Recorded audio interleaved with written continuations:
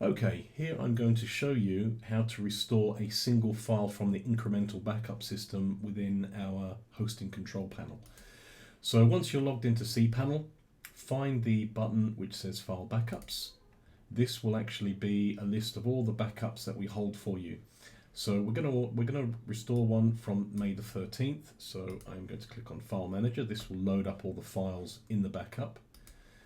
And we're going to narrow down till we find the file that we're looking for, which is actually a WHMCS header file, because I just happened to make some changes a few minutes ago and I need to restore the actual header template. So if we scroll down here, we are going to find the header.tpl.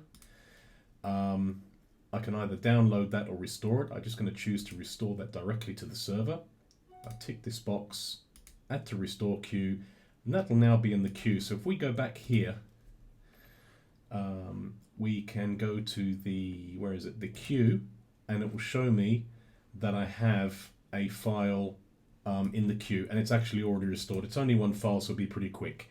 I also received an email informing me that the restore had been completed. So that's essentially how you restore individual files from the incremental backup. This saves a lot of time, so you don't have to download a full backup of all your files, which you have to unzip and then upload manually.